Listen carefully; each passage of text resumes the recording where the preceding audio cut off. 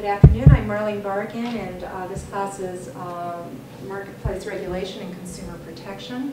We're going to be talking today about environmental issues and using William McDonough's book Cradle to Cradle to illustrate some concepts. I'd like first to introduce my class, starting with Sal. And tell us your name, major, and year, folks. My name's Sal, and I'm a junior legal studies major. My name is Kate, and I'm also a junior legal studies major. My name is Madison. I'm a senior environmental studies major. My name's Erin. I'm a junior environmental studies major. My name is Jeremy. I'm a junior environmental studies major. My name is John. I'm a legal studies and speech communication double major. I'm Juliet, and I'm a senior environmental studies major. I'm Christina. I'm a senior environmental science major. I'm Alex. I'm a junior legal studies major. Thank you, folks. I think to start this discussion, which certainly is one piece of looking at sustainability, I think we need to identify some terms. And I may sort of point particularly to my environmental science folks who may be a little bit more familiar with some of these concepts. So let's start first with the notion of our footprint. What do we mean by our ecological footprint? Come on, guys, help me out. So your footprint is your overall impact or the amount of resources that you consume or use and what your waste products are, essentially. Okay. Yes. And have any of you ever gone online and looked at, how much you consume? Julia, want to just speak to that for a second? Yeah, I think it was in the science and environmental science and technology. We all had to do it, and we're all supposed to pick something that we could do to reduce our footprint, and that could be like your energy use, the way you eat, the way you dispose of waste. And so, there's certain things that make our footprint very large. So, for example, every time you get on an airplane, that's a big footprint, as opposed to if you ride your bike up to campus, right? So, so there are certainly things that you can do as an individual. Okay? That concept is a good one for us to think about in terms of, comparisons and looking at how we can change behavior. So that's certainly an important concept. Another one that sort of goes more to the macro level, evaluation. Maybe some of you have looked at this in environmental economics. Eco-valuation. Have you heard that concept before? Okay, no one. All right. Eco-valuation has to do with putting a value on, as Donna talks about here, natural capital. Okay? All of our natural resources. Okay? I mean, for the most part, we're very accustomed to turning on the tap and water comes out, right? Without paying for that. Okay? We just kind of assume that all of our natural resources we can utilize, and we make all of our calculations without ever figuring out what's the true value of that. So if you've, in some of your courses, perhaps talked about wetlands, what function do wetlands fulfill? Water filtration. Water filtration. Okay. So that has an enormous, enormous value to us. Okay. Yet, if you're a real estate developer, wetlands are a cost. You've got to dredge it. You got to get a permit to dredge it. Big pain on the neck because you got to deal with EPA, right? Get a permit, and you get a permit to dredge it, and then you got to fill it. So but you really all you want to do is build on it, right? But you take away those wetlands, and you may have done enormous damage to the ecosystem, right? Because we're just sort of slowly realizing how valuable that is, and the fact that natural filtration power may be much better than anything that we can do, through industrial and technological processes. So we need to put a real valuation here, and there were some studies done in the 90s by some economists, Costanza being one, who said, really, this is in the trillions. And, they kind of came up with, the authors of this study said, well, it should be somewhere around 33 trillion was the number that they put on it. And they said, if you're going to do anything that affects the natural environment, you should have to post an insurance bond to be sure that you don't take away from that value and its future value to the community. Okay, so that's an economic concept that we can put into today's discussion. Okay. Another term that you folks have probably dealt with is something called the precautionary principle.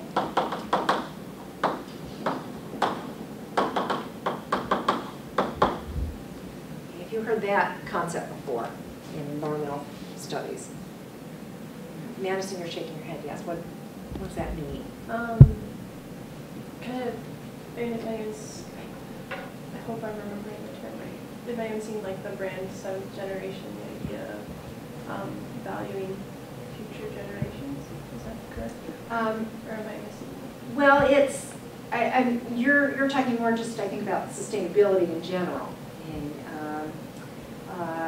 the precautionary approach would be more in terms of decision making that you don't have to prove that there's a harm. Okay? You should be always acting in a way that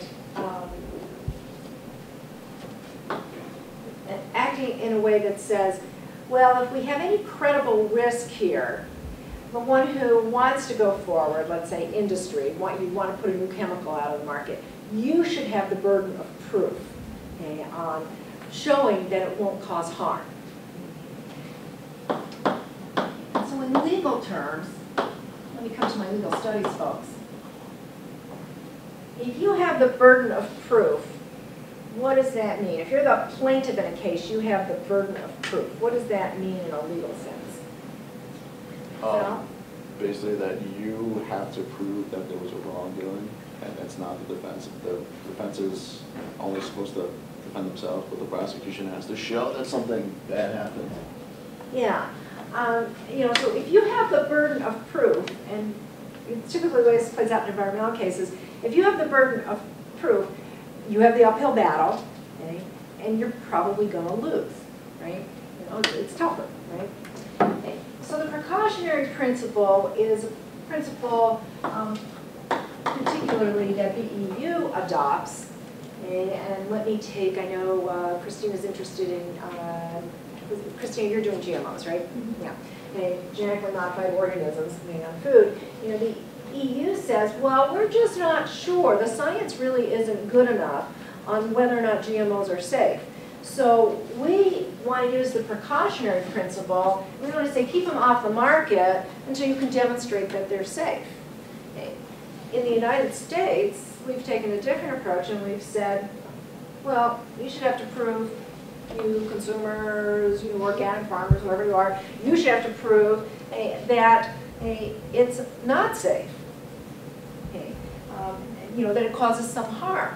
Okay. Otherwise, seems like a good idea. We can improve yield, et cetera. And Christina's going to be exploring that concept. So burden of proof is very, very important in environmental law in terms of which way you go.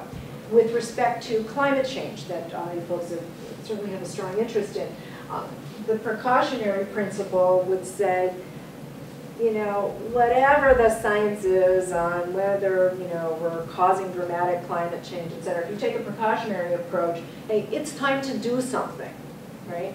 Hey, we don't have to wait till we have the absolute proof and all the skeptics have weighed in and the commissions have come up with new scientific studies and so forth. We understand that there's a problem and we should take the most cautionary route to address it. Reduce carbon emissions now, not wait until it's way too late. So, it's a way of dealing with problems. Erin? Just like quick clarification, so I use GMOs as the example. The EU puts the burden of proof on the producer of GMOs versus the US. Correct. Who puts the burden of proof on organic farmers trying to say that theirs is better. Yes. Okay, exactly. And where this has come up is actually before the World Trade Organization, which we've talked about in terms of whether or not the EU's requirements on labeling of GMOs is fair. You know, so the EU has been at odds with the US on this issue for years. Same thing with things like, I think our FDA group raised the question of you know, antibiotics and the hormones and treatments for animals you know, that are ingesting it. Are we now, you know, is that a problem? Well, you know, the industry has said, well, you have to show that it causes harm. Right, so this comes up all the time under our system, where we have really made it pretty hard, okay, to demonstrate harm, because then there's also the question of, well, you know, how much harm, and you know, really showing causation of harm. Okay. So we've got footprint, eco-evaluation, precautionary principle, and these concepts sort of, you know, are backdrops, I think, for McDonough's book. And we also have this sort of very broad term of sustainability, which gets thrown around in all kinds of different ways, and has become such a buzzword that I think sometimes we have to kind of pull back and say, well, you know, what does it mean? You know, what are we talking about if we want to look at sustainability?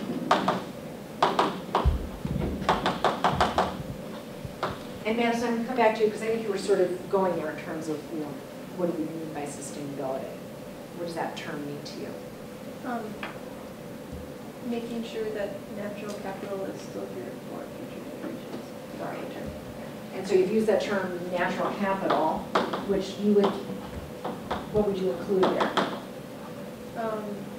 Like ecosystem services, resources.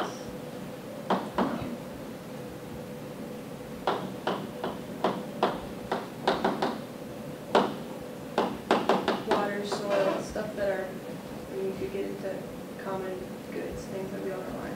Okay, so all those things are for you know, those public goods, for the welfare, so we want to keep them here for future generations.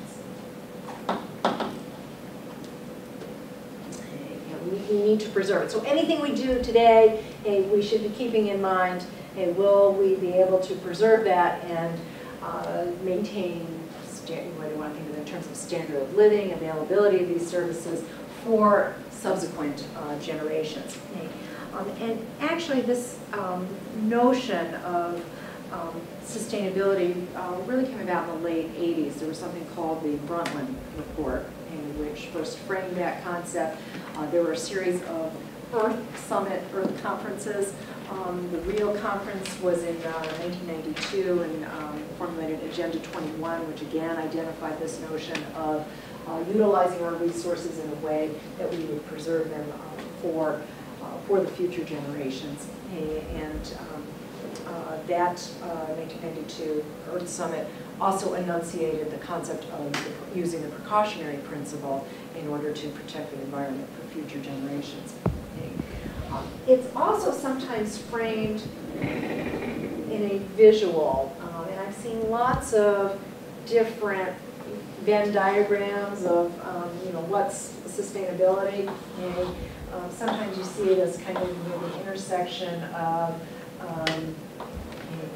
the environment, the economic sphere, and then human, you know, labor and capital, and somewhere in here is sustainability.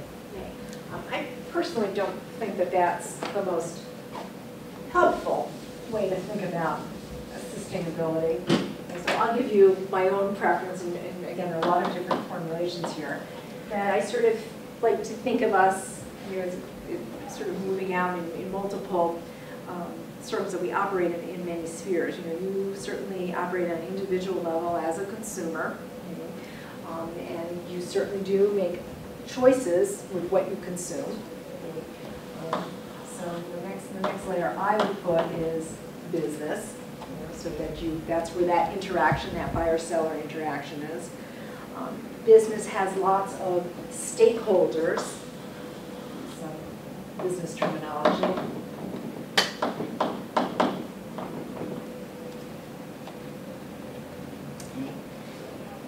And stakeholders would include, you know, the vendors, the distribution chain, the laborers, everybody that is employed in that economic sphere. Okay. And all of that, in my view, okay, is absolutely based on those ecosystems. on the natural world. We don't exist apart from, nature out there. And the reason I find this a helpful way to think about it is that if you have ecosystem collapse, all the rest of this goes. I mean, civil society is completely dependent on the vitality of the natural world. And you don't have to go very far to see those collapses. Sal was just in, and he's thinking about doing his research project on catastrophes. And he's been thinking about either looking at possibly the Katrina catastrophe, Chernobyl. I mean, once you destroy, the natural environment, I mean, everything else collapses. And we certainly saw that in very high relief in both of those instances. So, again, I think this is one way that we can kind of visualize what we mean by sustainability. So maybe you find that helpful.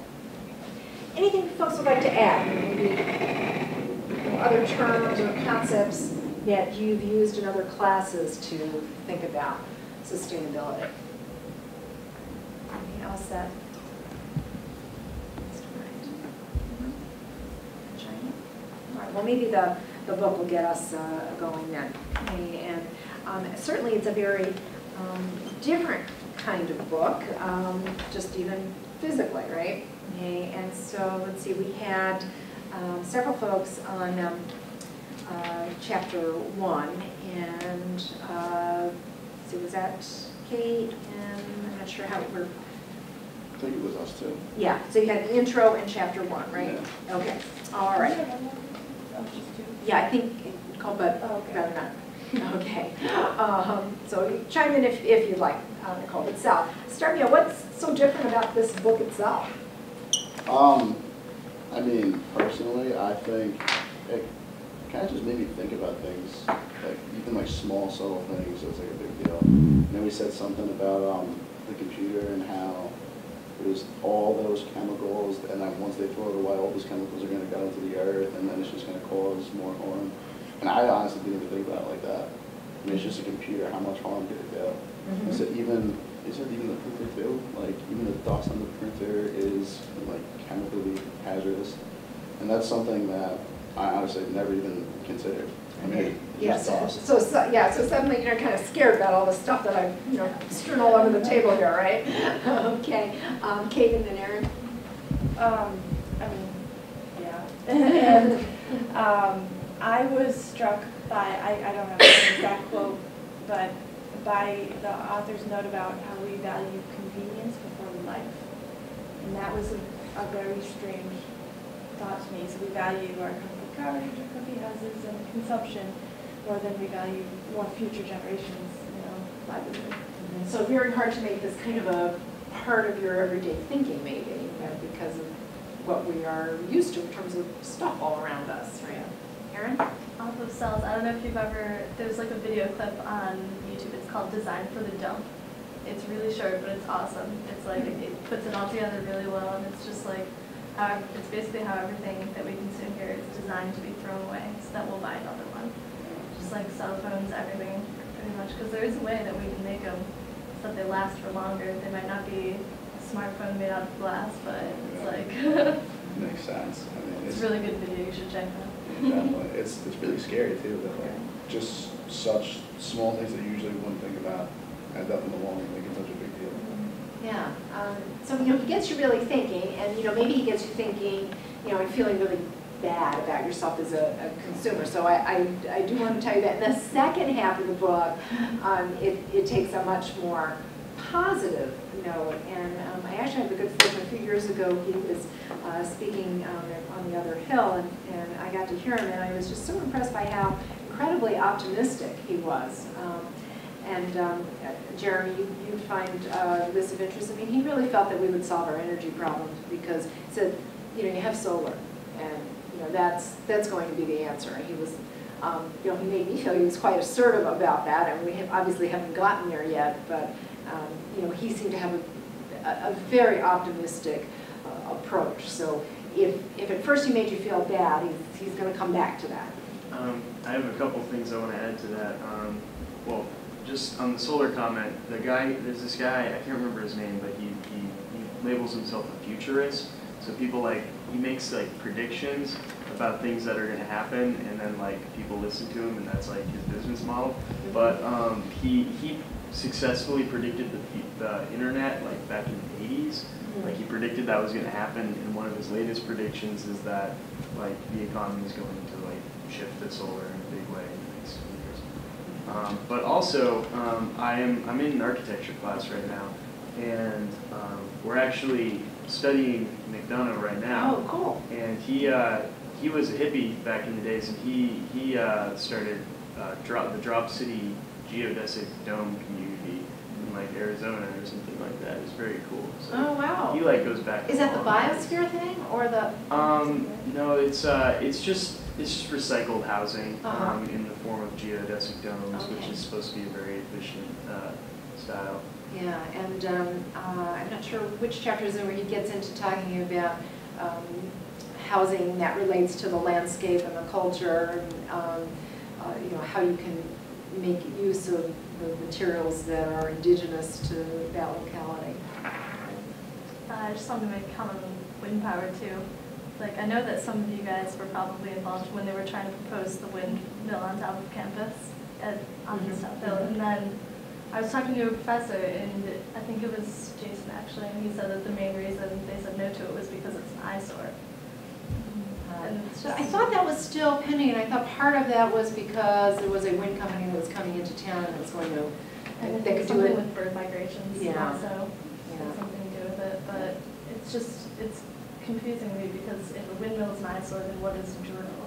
Mhm. That's not an eyesore. Well, it's interesting, just to digress a little bit to wind, and this may be one of the things that Jeremy's looking at, is he looks at carbon and trading, incentives. One of the greatest opportunities for wind energy is both in the Gulf and off the eastern coast, notably Cape Cod, and the Kennedys, who are big proponents of environmental issues and everything. Ted Kennedy, when he was alive for about 20 years, held up the development of wind power off of Cape Cod because they would be able to see it from the compound, and it only got passed after his death. So people who may expound on one approach, in general he was in favor of wind power, but not if he could see it from his house. So I actually think windmills are really beautiful, and you see them all over Europe, and Not in my backyard. yeah. So we really have to question our own predispositions. So I think one of the things McDonough does is kind of turn things on its head. He wants you to think very, very differently. And some of those points that he makes in that intro material and also in that first chapter is, first of all, that this book is different. What's it made of? Yeah. Pardon? Synthetic paper. Yeah, so it's not real paper, right? So what would happen to this if I, just threw it out after class? Would last a really long time. Pardon? Would last a really long time. Yeah, well, it's supposed to, it's printed on synthetic paper, bound into a book, okay, but it's made from plastic resins and inorganic fillers. So some of its characteristics are it's waterproof, durable. In many localities, it could be recycled. And he complains about paper, and what's the problem with a lot of the paper that we try to recycle? Chlorinated, Bleach. the toxic inks, Doesn't etc. read well. Yeah. So, right. So, did you like reading from this? Did you like the feel of it? Yes. Felt different, a little more expensive, right? Because this isn't the norm. But his idea is that this could be completely recycled, and the inks, I guess, are soy-based, and so they're not harmful, etc. So, if I want to go throw it out, it could be completely recycled. The first thing I noticed when I picked up the book is it's incredibly heavy. I thought compared to other books. Why is that just a different paper? I think because paper is lighter weight than the plastic that's in here, or the, I guess it's not plastic, it's actually a, what's that? A polymer. So is anything else on the weight of that? It's made from plastic resins and inorganic fillers. So I don't know why that adds weight. Do plastic resins come from petroleum? Somebody answer that? I think they do. Yeah. I know, like some of the things, like I liked his like ideas, but some, like I was confused why he like plastic so much, but like I guess his thing is like upcycling, like. Oh, tell me about upcycling. Okay, so it was just like a lot of the, or like one of the problems with like conventional books is that even if you buy like books that are made with like recycled paper, it's downcycling, so it's lower and lower grade, and you can't really, like you can't even recycle books made out of recycled paper because the quality is like not good enough or something, right? And then, but this is supposed to be like made into like even a higher grade product, so you can recycle it like many times over. Right. Yeah, so that it could keep. It could be like a loop. Yeah, it can be a loop, and it doesn't just become waste, the 90% that just ends up in a landfill, and it can be upcycled. So he says don't downcycle, you want to upcycle. Have any of you heard of TerraCycle? Okay, a couple of you are nodding. So here's an example of what they call upcycling. Okay, so these are, you know, the, what do you call these little packs? Yeah, juice packs. Okay. You know, that they flatten out, okay, and then he was on campus, Zaki was on campus talking to his company, and so here's TerraCycle. Billions of drink pouches are thrown out each year. TerraCycle collects these waste pouches and turns them into cool products. If your organization would like to collect drink pouches and get paid for it, and then it gives you the website. So they gave out these pencil cases. Now I don't know how cool you think these are, but you know, I'll just pass it around. Here's an example of a company, and he's doing very, very well, and they are focusing on upcycling things. Hey, do you think Bill McDonough would like this product? Okay, why not? Oh, I don't, Oh, someone else said, I don't know about him. I was gonna say how I feel about it. okay, yeah, I know, sorry. Well, it's not really a more useful product. I mean, it's just something made out of something else. Like you can't take the Kool-Aid Jammer packs and like turn it into like a composite plastic, for example. It is diverting it from the waste stream, but it's not really like it. You're taking something that's not designed to be that way, like to be upcycled, and then just like putting it into a different form. Whereas really what should be done is Kool-Aid should make packets that are designed to be upcycled. Okay, all right. And Erin, did you want to comment on that as well?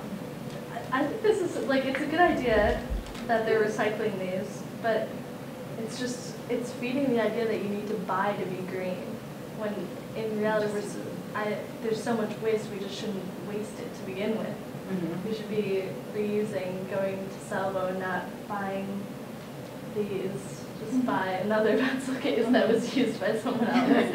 You know, because like the production of this, how much do you think that cost? And energy involved. So, I mean, this might be, I think McDonough might consider this being less bad. We'll come to that concept in a moment. So yes, we are taking something out of the waste stream, but that's not truly what he's getting at, right? And also, it's just sort of like, it's not targeting everyone, because not everyone can buy green.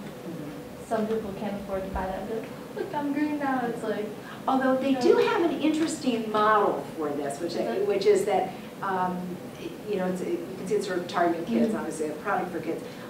What they do is, you know, rather than selling chocolate bars or something like that, you know, kids go out and collect this stuff, so it has a message of cleaning things up. You know, collect all the juice bags, and then the organization, you know, if you collect them, you know, you get a certain amount of money for the number that you collect. So you know, fund scouts or whatever, you know, programs that way. So I think that's a clever approach, and I think TerraCycle has, certainly done a lot of good, but I don't think it quite meets the standards that McDonough is setting up. John, and then. It also doesn't feel particularly durable. How long is that really going to last before someone either throws it out or tries to recycle it and just repeats Yeah, it? so when it just gets thrown out, we've just, they've just delayed it, right? So that recycle, reuse isn't, it's definitely better than nothing, but you've just done that delay. So? I know you said that this is less bad, but isn't one of the chapters in the book like less bad isn't very good? Yeah, exactly. So, yeah, that's exactly where we're at. Juliet? I was just gonna say the same thing. Basically, it's like it's less bad, but it's not thinking about the entire life cycle of the product. Like it's a different match. And it's also notably sponsored by Kool-Aid. It's notably sponsored by, generously by Kool-Aid. Right. It's definitely, it's a Yeah. good step, don't Yeah. get me wrong, but Yeah. could be more. So, when I say he think, or, what some students have said to me is, boy, he really flips things around. It's to really get you thinking that, maybe we can design our way out of this. And I think it's cool that you're studying him in an architecture class. Yeah, I mean, well, it's the same idea. It's cradle to cradle applied to architecture, and I'm just taking a very basic architecture class, so we're not going very in depth with it. But I mean, yeah, talking about like, Sally, you said like this turned things on your head for you. Like I'm trying to major in sustainability, and it turned everything on my head. Like this is like one of the craziest books I've ever read. It's awesome. It's so cool. Good.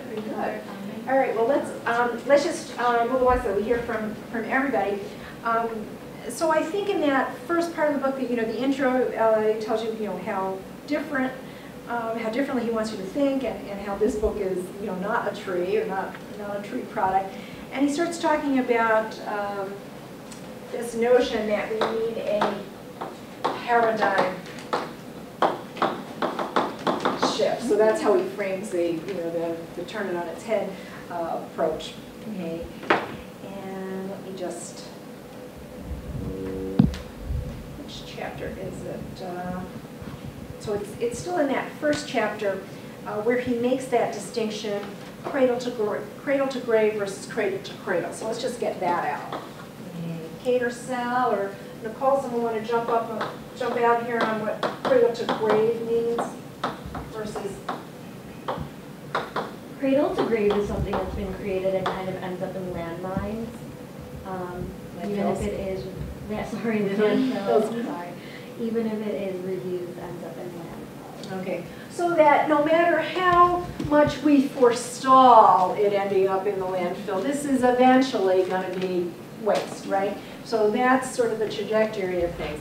And cradle to grave is actually, it doesn't really talk about it here, but it's actually part of the language of environmental law. So when you say turn everything on its head that you've studied in sustainability, he also looks at regulation in a completely different manner.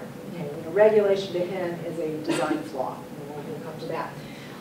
For example, our Superfund law and a law called RCRA, the Resource and Conservation Act, says that you have to track all toxic waste from its creation to its actual disposal.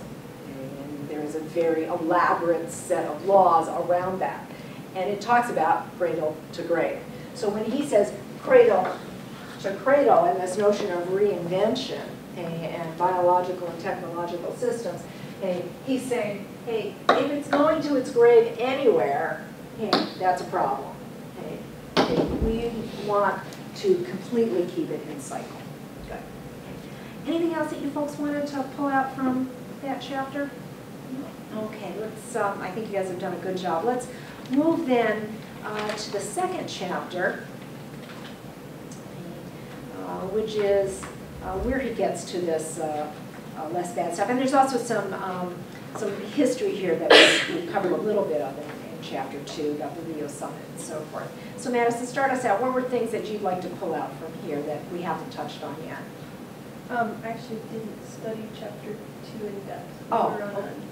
You chapter 3? BP articles. Oh, you guys did the BP article. I'm sorry. Okay.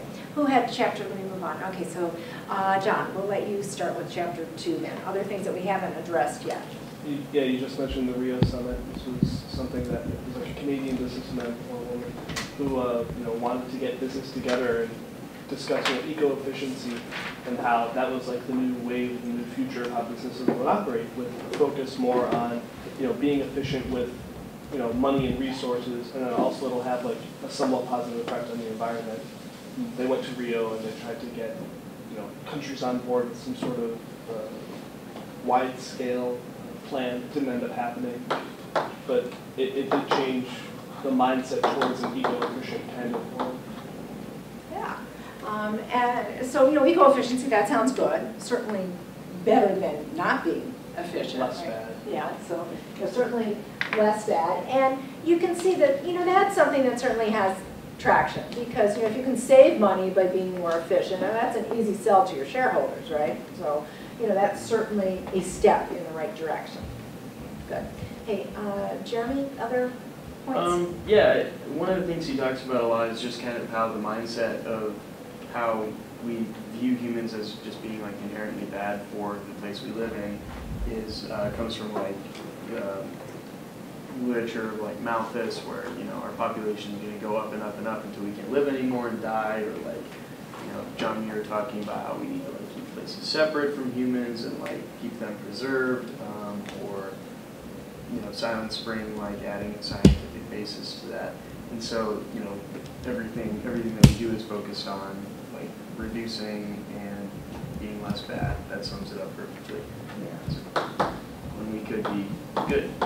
Yeah, and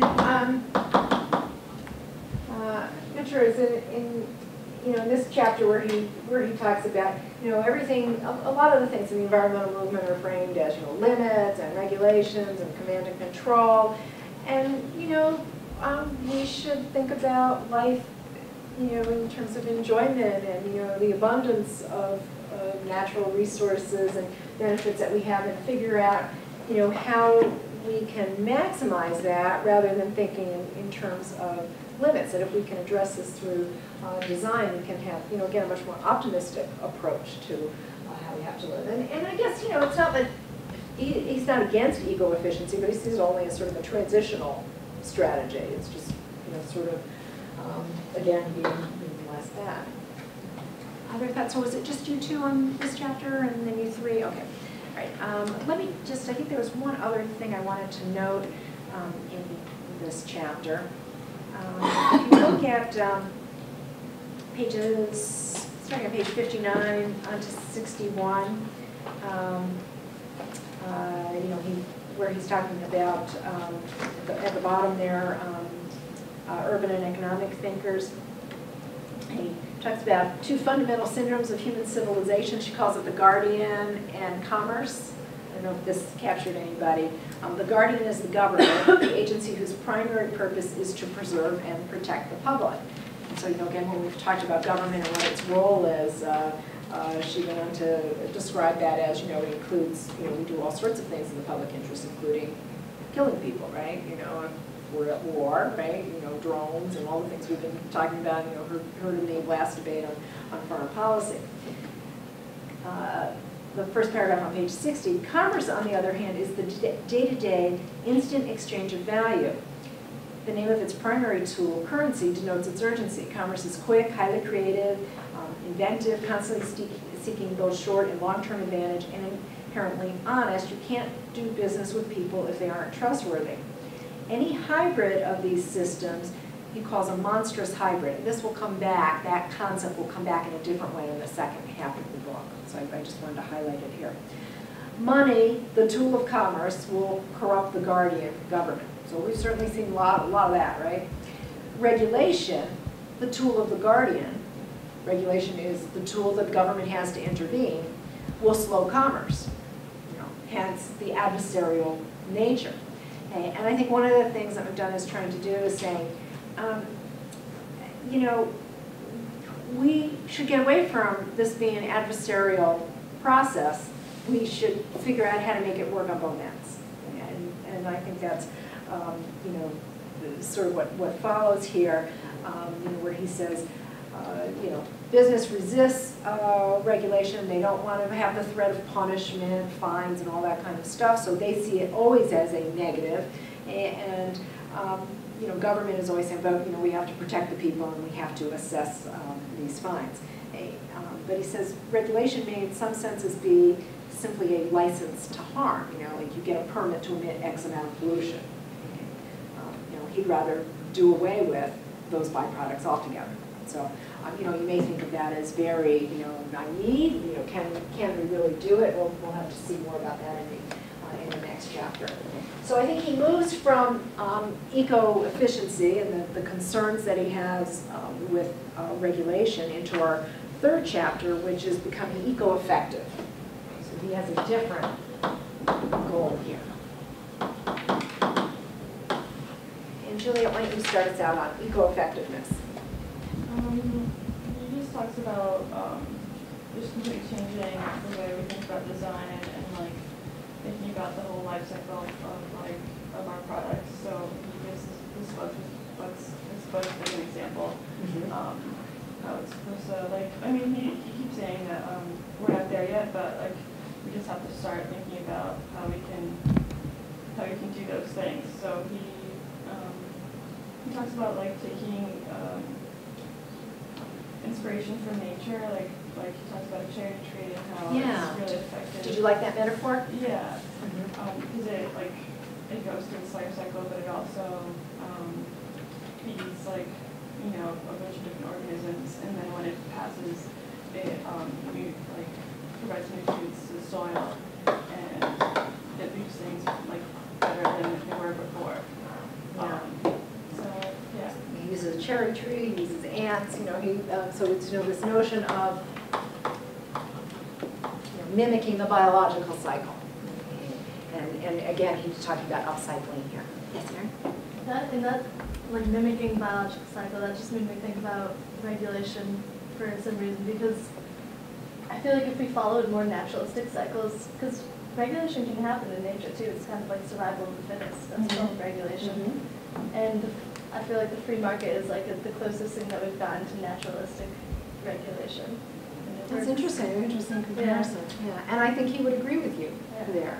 You know, but he would want the market to, you know, reward those that most closely mimic the biological cycle. Christina, what else did you take from this chapter? Yeah, you talked about the cherry tree, about how the cherry tree would design a building compared to what we think right now is an eco-efficient building. And like when you read the part of what we think is eco-efficient, you're like, yeah, that building sounds great. And then when you read how a cherry tree would design it, sounds a lot better, a lot more windows, grass covering everything, the cool wind from out, or like the cool night air cooling down the building, so there's no air conditioning, stuff like that. And that you talked about roofing, how roofing's expensive, and because like you have to replace every so many years for so many chemicals and stuff, that there should be a better way for roofing since it is over our heads and protecting us. Yeah, I'm waiting for them to come up with roofing that you know, incorporates solar power. It just seems to me like that, you know, rather than putting it on top of your roof. I've seen, you know, written about that. That's, you know, a proposal that I've never seen it actually created. Yeah. On that point of buildings, I feel like we give too much credit to just the littlest. Like these LEED buildings. Yeah, it's great, but like, look at these giant windows facing north. If they were all facing south, it would make well, you know, it's interesting you raise that. And actually, I was going to ask if any of you have any of you had an explanation of this building or the Peggy Williams building and how it got its LEED certifications? Yeah, probably in your architecture class you're doing that. No? Okay. It was certainly a challenge for us. This, you know, because how do you build the LEED Platinum building on a campus where because we're oriented for the views of the lake, it's very difficult to maximize the southern exposure, which is on the other side. So that was a challenge, but I think balanced by getting, you know, I mean, whenever I can, I use the natural light. Okay. Was it yesterday? It was like totally dense fog, so no natural light, but that is a balance, and so I think you deal with that in part in terms of thermal value of the window panes, or value, I guess I should say. And there are also, I think you can also get LEED points for just having a nice view. So the aesthetics. The LEED process is kind of It's all based on what's called the triple bottom line, which is just like social, economic, and environmental value. So if your building is cheap, is nice for people, and is environmentally friendly, like you won. And also, like, standards weren't as high in 2008. So like this building's LEED Platinum, but it's not as good as like the LEED Gold building that would be built now. You know, Is everybody familiar with what LEED is? theoretically it is. Leadership in Energy and Efficiency Design. And it's a certification given by the United States Building Council. And I believe we are one of the few campuses that have 2 platinum level buildings. One of the AV centers in the process, I think. Yeah, but I think they're seeking gold and they Yeah. don't qualify for platinum. See, another thing with that though, like they just destroyed I understand that we rebuilt the wetland, which is awesome, but I feel like that should just discredit them from getting any. Yeah, I have some issues with that too, so Yeah. to say that, and just the Yeah. sheer the size and need for that building. But in terms of, you know, planning and design, we have some things I see they're working out on our green roof over here. And I think the Peggy Williams Ryan building across the way has a much better system for rainwater, yeah. Because they have that garden and, you know, the use of reuse of water to create sort of a natural filtration here. One of the places that has gone into green roofs in a big way, urban centers, is Chicago. And has installed a lot of green roofs, both for filtration and for, I think what Christina was talking to me about, cooling. Because Chicago is very cold in the winter, but really hot, I guess, and muggy in the They also said summer. something about like it would absorb the UV light, having grass on your roof, so that it was just better for like when you live in a city, the overall heat in the city would go down with all the grass on the roof. And I think Chicago's also going to more permeable pavement, you know, for the same reason, because you know, so much heat is radiated off of the pavement. That's the way to. Alex, I will let you weigh in here too. What else did you take from this chapter? Basically that just reduction of industry is not the key, and it's rather growing industry to help replenish and give back to nature. Yeah. So basically, like, not destroying that factory, but making it better so that it has more return for both industry and nature. Yeah, interesting. And did you expect them to have that kind of conclusion that, you know, you can grow industry? Not really, no. Yeah. Okay, so we don't really think, you know, we always think of, you know, it must be environmentalists versus business, but it doesn't have to be that way. And he's saying that we can change that paradigm. And he uses, you know, as the metaphor, he said, you know, we had the first industrial revolution, and he calls it, you know, the next industrial revolution, which can be a complete design change. So, you know, very inspirational, very aspirational. You know, I don't know that we have that many folks. I mean, college campuses love McDonough. I don't know. We'll see some industrial examples. He's worked with Ford, with some other major companies. We'll have to come back and see how well there's really, you know, alignment. You know, Ford redid its River Rouge plant, along LEED concepts, and McDonough, and you know, their major selling cars are SUVs. So I'm not sure that you know, we can't question some of the things, some of the results of this kind of approach. But I think it certainly should change our way, or at least open up our way of thinking. So those were some of the points I wanted to take from the first half of the book, and we'll continue. I think at the end of the hour, we'll continue next time. Any last thoughts on eco-efficiency, eco-effectiveness? I think they're all great ideas, and it's good to like challenge like pre-existing notions with them. But like, I wouldn't put all my cards on like this plan right now, because I just think it would be very, very hard to implement. Like, there aren't enough real-world like applications of it, you know. All right. So maybe you would still want some command and control and mandates as to how you get there. Yeah. Okay, John? I think this book was published like 10 years ago. Yeah. Do you think, is there an updated version or another book? No, this is the most recent version, although McDonough is still very active and involved in architecture, but I have not seen any redo of this book, and I think in part because it speaks a lot in generalities. So he has certainly done other writings, but I've continued to use this edition. From what I've heard, this book sounds pretty similar to Green Collar Economy. Have any of you guys read that in environmental classes? No? I think it's called Green Collar Economy. It was fun, but it's more recent. It sounds like very similar to this, but his focus is more on the job loss, what that's happening with like oil and stuff. And it's basically just focusing on how rather than just leaving these people with nothing, they should be trained in how to like break down computers, how to deconstruct the house and recycle materials, and get them into greener jobs instead of trying to get them back into jobs that are just. You will see failing. echoes of this in the last book that we do, which is called The Great Reset, which is by an economist by Richard Florida, although it's not as focused on environmental issues. And actually, good place for us to leave off. I do want to note that next semester, the business school will have another case competition on sustainability, which is an opportunity to put together some business ideas. John competed in that last year and won money, so that's a good thing for folks to hold out too. Did you guys want Each Did you guys come in first or? came in second. Came in second, but still got a lot of money. So. Let's do it. All right. Thanks, folks. Hey, I'm available to continue working with you on your topics as you refine those, so please come and see me. For the rest of this afternoon, I'm booked with my other seminar class, but available next week. So have a good weekend, folks, and we'll finish up Cradle to Cradle next time. Oh, excellent.